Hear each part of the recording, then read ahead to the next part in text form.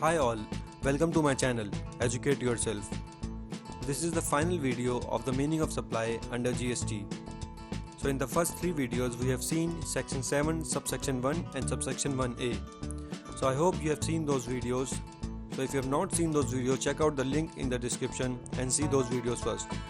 In this final video, we will be seeing section 7, subsection 2, which says about activities which are neither treated as supply of goods nor supply of services, and these activities are specified in schedule 3. So there will be no supply in case of these activities. So first activity is services provided by an employee to the employer in the course or in relation to his employment. That is, if the services are provided by an employee to his employer are in the course of his employment, then that will be out of definition of supply and out of GST. For example, salary which an employee receives is not liable to GST. And for example, if an employee after completing his tenure of being an employee is providing services of consultancy on contract basis, then that will be liable to GST because those services are not in relation to his employment. Second is services provided by any court or tribunal established under any law. So court means any court like High Court, Supreme Court, Civil Court or District Court, etc. And tribunal are, for example, Income Tax Appellate Tribunal, Securities Appellate Tribunal and any other tribunal which is established under any other law. Now, third activity basically says about functions performed by government officials, and it is further bifurcated into three parts. First is functions performed by members of parliament, panchayats, municipalities and local authorities. For example, members of parliament have various functions such as passing laws in Lok Sabha or representing their party views in Lok Sabha. So these functions, if performed by them, are out of definition of supply and GST will not be chargeable on these functions. Next is duties performed by any person who holds constitutional posts in that capacity only. So constitutional posts are those posts which derive their powers and existence from Constitution itself. For example, constitutional posts are posts such as President of India, Chief Justice of Supreme Court, CAG or Election Commissioner. And it is also mentioned that duties should be performed in that capacity only, which means that, for example, if a person who is holding a constitutional post is acting in a movie, for example, or producing a song, then in that case it will not be out of the definition of supply and GST will be chargeable on that duty or function.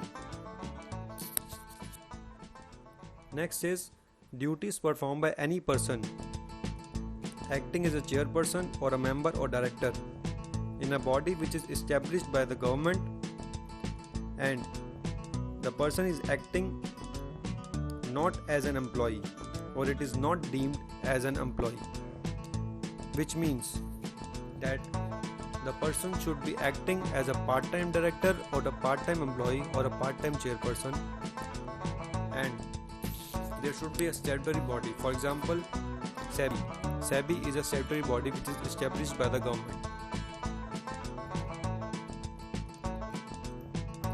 Next is services such as funeral, burial, crematorium, including transportation of deceased, are also out of definition of supply and GST are not chargeable on these services.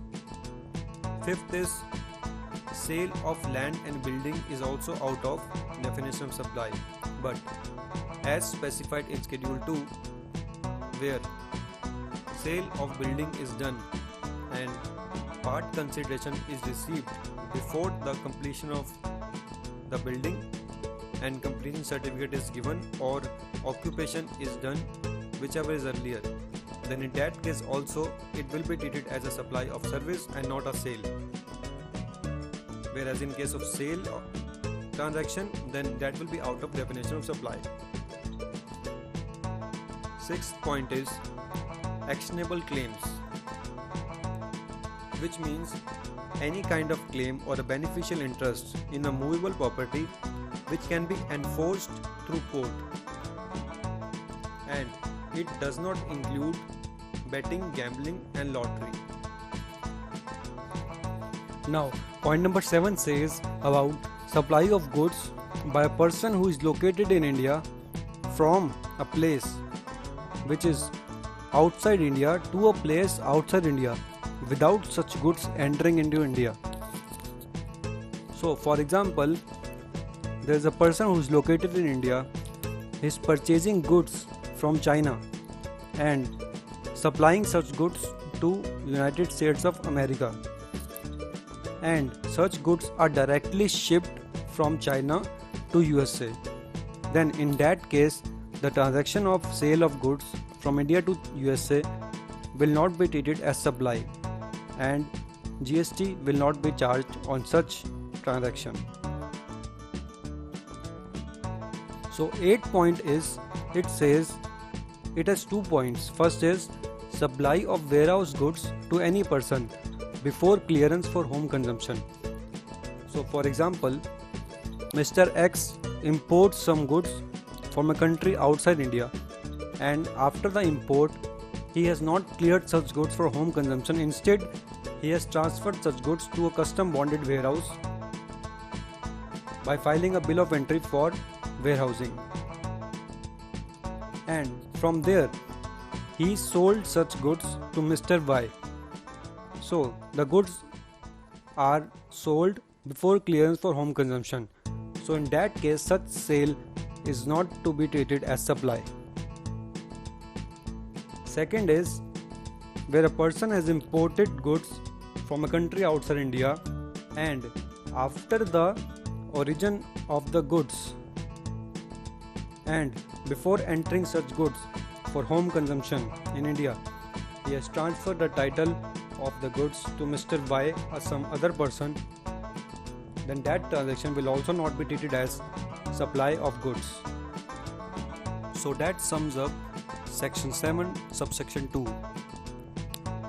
So in the 4 videos we have seen definition of supply as per section 7 of CGST Act, where in section 7 subsection 1 clause A and B we have seen the meaning with consideration, and in clause C it has to be read without consideration, and in subsection 1A it was mentioned about classification of the activities, whether as supply of goods or supply of services, and subsection 2 we have seen in this video.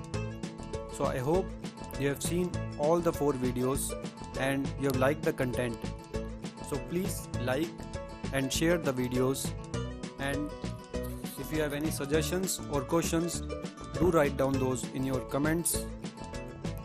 I will be happy to take those in my next videos, and I will be coming up with more topics in the next videos. So don't forget to subscribe to the channel for the upcoming videos. Thank you so much for watching.